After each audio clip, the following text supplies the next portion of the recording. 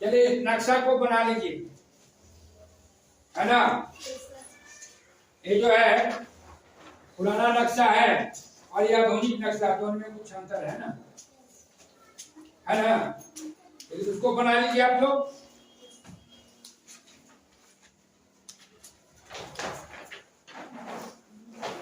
तो हम लोग पढ़ रहे थे क्लास 6 का अतीत से वर्तमान, है ना। आपका अतीत कैसा था और वर्तमान कैसा, है ना। नक्शा से भी कुछ समझ में आ रहा होगा। ये अतीत का है नक्शा और ये वर्तमान का नक्शा, है ना। तो हम लोग भाग 1 पढ़ लिए, है ना। प्रारंभिक के राज्य का भाग 1 पढ़े थे। जन क्या है, जनपद क्या है और महाजनपद क्या है। कुल 16 जनपद के बारे में हम लोग पढ़े थे, है ना। और वही 16 महाजनपद में एक जो महाजनपद था मगध भी, जो वर्तमान जो बिहार है उसका हिस्सा था, है ना। तो उसके बारे में हम लोग पढ़ लिए थे कि उस समय शासन व्यवस्था जो चलता था पहले का, 2 तरह से शासन व्यवस्था था। राजा सत्ता चलाता था 2 तरह। एक था राजतंत्रात्मक सत्ता, राजतंत्रात्मक सत्ता, और एक है गणतंत्रात्मक सत्ता। तो राजतंत्र और गणतंत्र, है ना।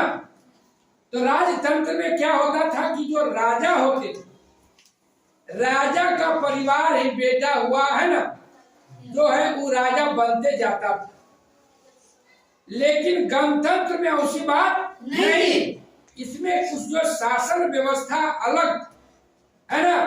तो उस समय भी आपको कुछ जो जनपद था जिसमें गणतंत्रात्मक सत्ता चलता, है ना। जैसे आपको हो गया शाक्य, लिच्छवी, वजी, विदेह, तात्रिक, मद्र, कोली, मोरी, है ना। ये सब क्या था, गणतंत्रात्मक सत्ता चलता। गणतंत्रात्मक सत्ता में क्या होता है कि राजा का चुनाव होता, राजा का चुनाव होता, राजा चुने जाते हैं। जैसे अभी आपका मुख्यमंत्री का चुनाव होता है, प्रधानमंत्री का चुनाव होता है ना। तो गणतंत्रात्मक राज्य, देखिए आप लोग कहते हैं कि हमारा राज्य बिहार है, हमारा राज्य बिहार है, लेकिन वास्तव में बिहार राज्य नहीं है। वास्तव में बिहार राज्य नहीं है। इसलिए नहीं है कि आपको राज्य होने के लिए आपको 4 चीज का होना जरूरी है। पहला नंबर चाहिए आपको जनसंख्या, जनसंख्या। जनसंख्या तो है ना कि बिहार की जनसंख्या कितना है। बिहार की जनसंख्या क्या है, लगभग 11 करोड़। उसके बाद दूसरा चाहिए क्षेत्रफल। तो आपका बिहार का क्षेत्रफल भी है। आगे आप लोगों को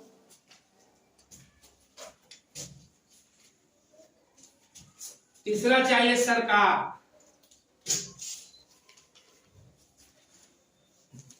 सरकार भी है ना। और एक चीज चाहिए संप्रभुता, स्वायत्ता, जो बिहार के पास नहीं। चौथा नहीं, इसलिए ये राज्य नहीं। इसलिए कि बिहार जो है बहुत से ऐसे निर्णय है, सरकार है, क्षेत्रफल है, जनसंख्या है, लेकिन बहुत से जो निर्णय है अपने आप नहीं ले सकता। क्या पाकिस्तान से समझौता कर सकता है? बिहार नहीं करेगा, वो तो भारत सरकार करेगा। एक तरह से क्या है, एक राज्य नहीं है। तो अब देखिए उस समय जो गणतंत्र राज्य था, 8 गणों को मिलकर बना, 8 गणों के मिलकर बनाया गया था, जिसमें था मुख्य रूप से लिच्छवी शामिल, लिच्छवी है ना। और इसकी राजधानी कहाँ था? वैशाली। राजधानी कहाँ था? वैशाली।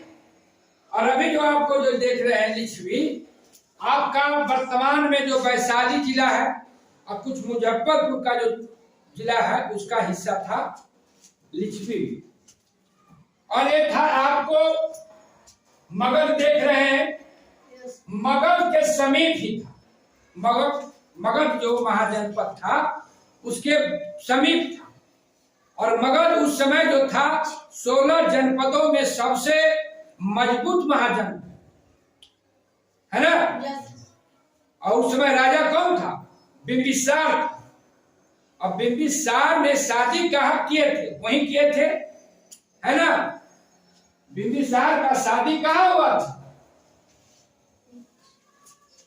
उसी गणराज्य में हुआ, है ना। उस समय था वहां का राजा था चेटक। चेटक, चेटक लिख लिए। चेटक के जो राजा थे वहां, उन्हीं की पुत्री से बिंबिसार शादी किए। तो शादी जब हुआ, वैवाहिक संबंध, मगध बलशाली था ही, मजबूत था ही एक। तो इसके कारण जब वो ये वाजिब संघ था, वो भी बहुत मजबूत था उस समय। उस समय बहुत मजबूत था। और उसमें जो शासन व्यवस्था चलती थी, नियमित रूप से बैठक होती थी, है ना। जितने भी जन के लोग उसमें शामिल थे उस गणराज्य में, सबका अपना बात रखने का अधिकार था, है ना। वहां का जो परंपरा था उसको लोग मानते थे, है ना। तो क्या था, एक अच्छे गणराज्य के रूप में चल रहा। इसी बीच का हुआ कि आपको जो बिंबिसार थे मगध के राजा, उनका पुत्र अजात शत्रु बन गए मगध का राजा। मगध का राजा बन, है ना। जब अजात शत्रु मगध के राजा बन गए, तब सोचा कि क्यों नहीं, है ना, वजिज संघ पे कब्जा कर लिया है, वजिज पे कब्जा किया जाए। तो कब्जा किसी के साथ करना, किसी के साथ युद्ध करना तो आसान बात नहीं ना है। एक चालाकी लगाया। क्या चालाकी लगाया?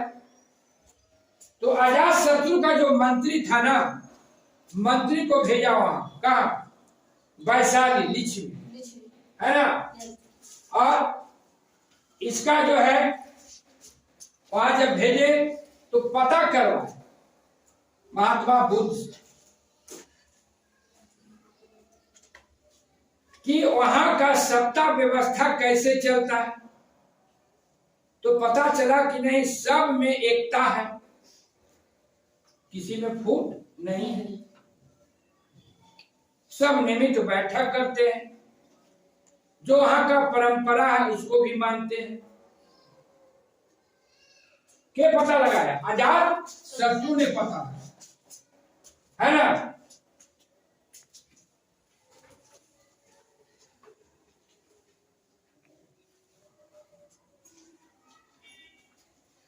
और उसके बाद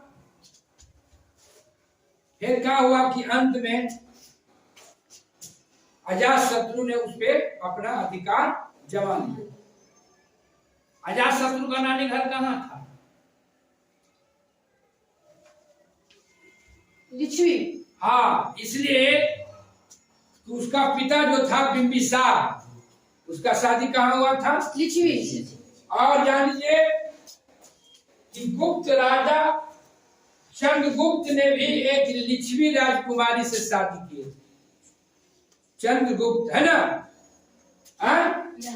इसका उनका भी शादी कहाँ हुआ था? लिच्छवी के राजकुमारी से हुआ, है ना? वजिर संघ और अजात शत्रु के बारे में इसका प्रमाण जो है ग्रंथों में मिलता है ना। दीर्घ निकाय एक बौद्ध ग्रंथ था, है ना? उसमें अजात शत्रु और वजिर संघ का जो सारी जो घटनाएं घटी उसका वर्णन उसमें है, बौद्ध ग्रंथ। अब है उसके बाद महानगरों का विकास कैसे हो, महानगरों का विकास कैसे हो।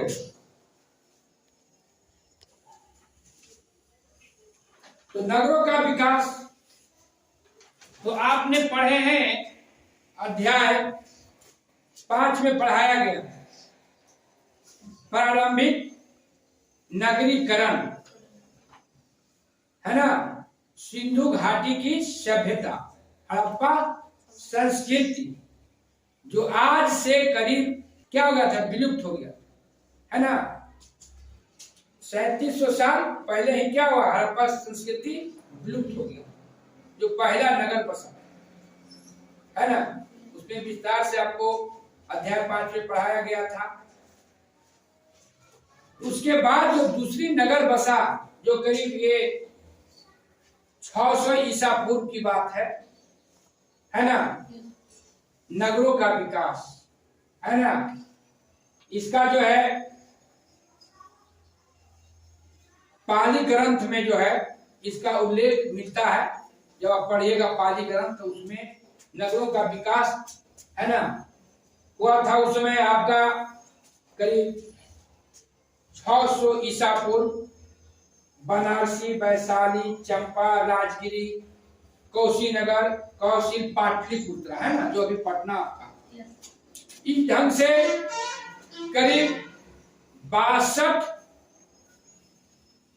नगरों का विकास का प्रमाण मिलता है, जो आपका अधिकांश पड़ जाता है उत्तर भारत, है ना?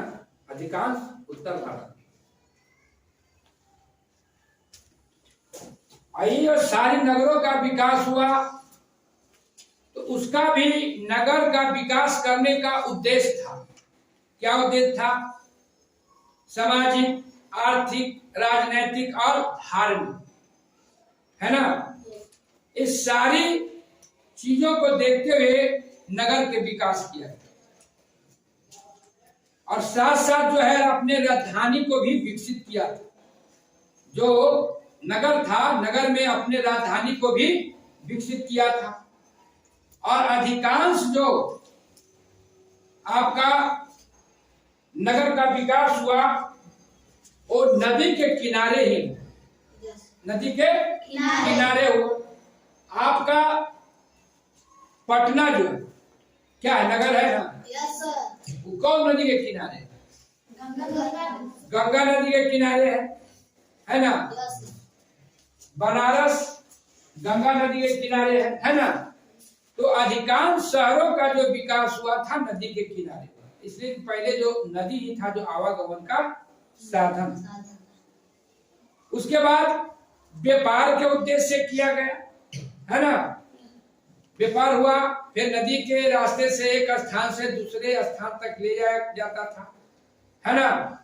नगरों में फिर क्या हुआ, बहुत से आपको एक कच्चे सामग्री के लिए पूरा ये क्या था, संपन्न था, प्राकृतिक संपदा से पूरा ये परिपूर्ण था। व्यापार होने लगा, फिर नगर में क्या हुआ, बहुत सा व्यवसायी बसने लगे। इस ढंग से नगरों का विकास हुआ। फिर आपको धार्मिक उद्देश्य से भी हुआ, धर्म के उद्देश्य से वहां पर अपना धर्म के लिए लोग आने जाने लगे। जैसे देखिए आप लोग जाते हैं ना अभी घूमने के लिए, है ना? कहाँ जाते हैं? धर्म के लिए बाबा धाम जाते थे, गया है ना? सीताकुंड वगैरह सब देखने जाते। क्या धर्म के उद्देश्य से भी नगर को विकास होता था, व्यापार के उद्देश्य से नगर के विकास होता। इस तरह से आपका 600 ईसा पूर्व माने 6ठी शताब्दी तक भारत जो है पूर्ण रूप से, है ना, नगर के रूप में विकसित हो चुका है ना। आप जो आपको आगे पढ़ना है विस्तृत रूप से, आगे की आपको कक्षा में जाइएगा तो आप इसको आप विस्तार से पढ़िएगा, है ना, कि नगर कैसे विकास हुआ। फिर इसका अगला अध्याय में जाइएगा, अध्याय 9 में आगे हम लोग उसको पढ़ेंगे। राज्य का चैप्टर समाप्त।